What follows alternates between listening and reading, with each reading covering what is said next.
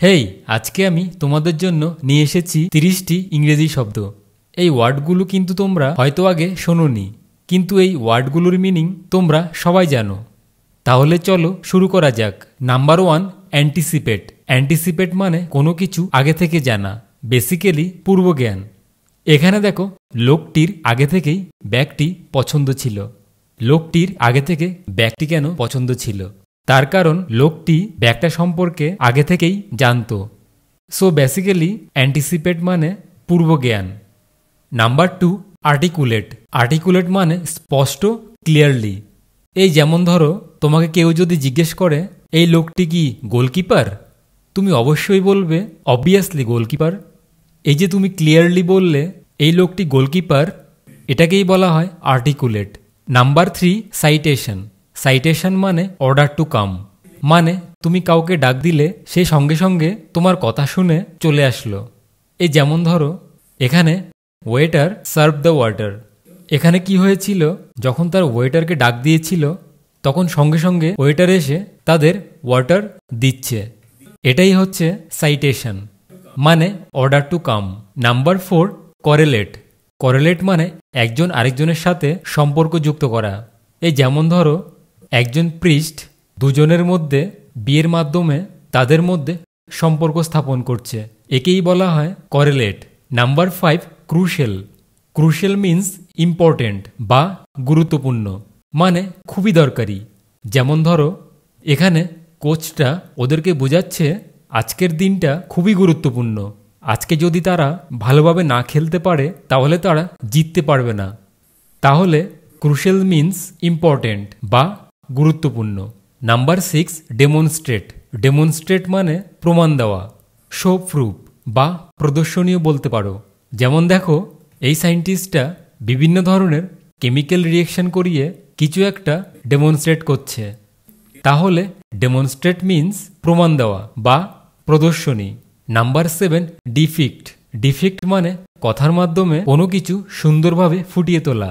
যেমন ধরো, the book depict the life of Steve Jobs. তাহলে ডিফিক্ট মিন্স কোনো কিছু সুন্দরভাবে বলা। Number 8, differentiate.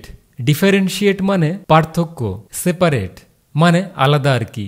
যেমন ধরো, এই বক্সারটিকে দেখো, এই বক্সারটি বক্সিংয়ে এতটাই ভালো যে তার জন্য সে সবার থেকে আলাদা। This boxer has qualities that differentiate her from others. তো ডিফারেন্সিয়েট মিন্স পার্থক্য। Number 9, emphasise. এমফাসাইজ মানে জোর দেওয়া, মানে কাউকে জোর দিয়ে কিছু বলা। যেমন ধরো, চোরটি এখানে পুলিশকে জোর দিয়ে বলছে, I would emphasise that I am not a thief. তাহলে এমফাসাইজ মানে জোর দিয়ে কাউকে কিছু বলা। Number 10, evaluate. ইভ্যালুয়েট মানে কোনো কিছু ভুল করে সেটাকে আবার নতুনভাবে করা। এই যেমন ধরো, this man has done many wrong thing, so he decide to do all things well in this new year. তাহলে ইভ্যালুয়েট মানে কোনো কিছু ভুল করে সেটাকে আবার নতুনভাবে করা। Number 11, exclude.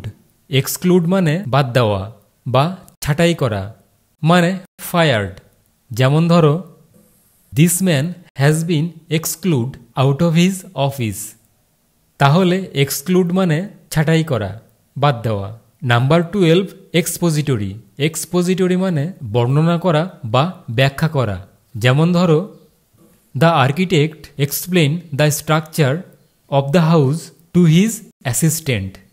তাহলে এক্সপোজিটরি মানে বর্ণনা করা বা ব্যাখ্যা করা। নাম্বার 13, ফরশ্যাডো। ফরশ্যাডো মানে প্রিডিকশন করা বা পূর্বাভাস দেওয়া। এই যেমন ধরো, এই মহিলাটি আগে থেকে প্রিডিকশন করেছিল যে বাইরে হয়তো বৃষ্টি আসতে পারে, সেই জন্য সে বাড়ি থেকে বেরোনোর সময় ছাতা নিয়ে বেরিয়েছিল। তাহলে ফরশ্যাডো মানে প্রিডিকশন করা, মানে পূর্বাভাসটা বোঝা। নাম্বার 14, হাইপোথেসাইজ। হাইপোথেসাইজ মানে অনুমান করা বা গেস করা। যেমন দেখো, এই মেয়েটি তার জন্মদিনের গিফটে কি আছে সেটা গেস করছে। তাহলে হাইপোথেসাইজ মানে অনুমান করা বা গেস করা। Number 15, imitate. ইমিটেট মানে নকল করা বা অনুকরণ করা। তোমরা প্রায় সময় এই ওয়ার্ডটি শুনতে পাও, যেমন ইমিটেশন জুয়েলারি। আচ্ছা, যেমন দেখো মানুষ যা যা করছে রোবটটি ঠিক তাই নকল করছে। তাহলে যদি কোনো কিছু নকল করা বা অনুকরণ বোঝানো হয় তাহলে তোমরা ইমিটেট ওয়ার্ডটি ব্যবহার করতে পারো। Number 16, influence. ইনফ্লুয়েন্স মানে প্রভাবিত করা। আমরা প্রায় সময় সোশ্যাল মিডিয়ায় শুনতে পাই ইনফ্লুয়েঞ্জার, মানে কোনো প্রোডাক্ট বা কোনো সার্ভিস কোনো কোম্পানি ইনফ্লুয়েঞ্জার থ্রু মার্কেটে সেল করে। যেমন ধরো, এই মেয়েটি অনেকক্ষণ ধরে লোকজনদেরকে বোঝাচ্ছে, that is the influence. Number 17, integrate. Integrate মানে দ্য হোল থিং, মানে পুরো ব্যাপারটা। যেমন দেখো, এই কুকুরটার পেছনে গ্রিন স্ক্রিন আছে। আমি যদি এই গ্রিন স্ক্রিনটাকে সরিয়ে পেছনে একটা ব্যাকগ্রাউন্ড বসাই তাহলে কুকুরটি ব্যাকগ্রাউন্ডের সাথে মার্জ হয়ে গেল। কুকুরটি যে ব্যাকগ্রাউন্ডের সাথে মার্জ হলো, এই পুরো জিনিসটাকেই বলা হয় ইন্টিগ্রেট। Number 18, intend. ইন্টেন্ড মানে একাগ্রতা বা লক্ষ্য। যেমন দেখো, the monk sits front of the water and meditates with intent. তাহলে ইন্টেন্ট মানে একাগ্রতা বা লক্ষ্য। Number 19, intermittent. ইন্টারমিটেন্ট মানে বিরতিহীন বা অবিরাম। যেমন দেখো, আজকে সারাদিন বৃষ্টি হয়েই যাচ্ছে। It is raining all day today. তাহলে অবিরাম বা বিরতিহীন হলেই হবে ইন্টারমিটেন্ট। Number 20, irrelevant. ইরিলেভেন্ট মানে অপ্রাসঙ্গিক, মানে দরকার নেই, প্রয়োজন নেই এমন একটা ব্যাপার। যেমন দেখো, the boys taking useful things instead of unnecessary thing in the bag. তাহলে ইরিলেভেন্ট মানে অপ্রাসঙ্গিক, মানে দরকার বা প্রয়োজন নেই এমন জিনিস। নাম্বার 21, অকার। অকার মানে ঘটা বা ঘটবে। যেমন দেখো, এই মহিলাটি বুঝতেই পারেনি যে তার সাথে এমন কিছু একটা ঘটবে। The woman didn't realise that something like this would occur to her. তাহলে অকার মানে ঘটা বা ঘটবে। Number 22, pursuit. পারসুইট মানে রাজি করা বা বিশ্বাস করানো। যেমন দেখো, মেয়েটি ছেলেটিকে রাজি করাচ্ছে কোথাও ঘুরতে যাওয়ার জন্য। The girl persuading the boy to go somewhere. তাহলে পারসুইট মানে রাজি করা বা বিশ্বাস করানো। Number 23, requisite. রিকুইজিট মানে প্রয়োজনীয় বা দরকারি। যেমন দেখো, ছেলেটি মেয়েটিকে বলছে, we can't employ unless you have the requisite skill for this job. তাহলে রিকুইজিট মানে প্রয়োজনীয় বা দরকারি। Number 24, speculate. স্পেকুলেট মানে অনুমান করা। যেমন দেখো, এই লোকটি অনুমান করছে যে সে যে অপরাধ করেছে তার জন্য পুলিশ তাকে ধরছে। The man is speculate that he has been arrested by the police for his crime and he has committed. তাহলে স্পেকুলেট মানে অনুমান করা। Number 25, stance. স্ট্যান্স মানে অবস্থান। আমরা যে বলি না, ও পরীক্ষায় স্ট্যান্ড করেছে, এটা সেই স্ট্যান্স। যেমন দেখো, মেয়েটি পরীক্ষায় স্ট্যান্ড করায় সে খুব খুশি।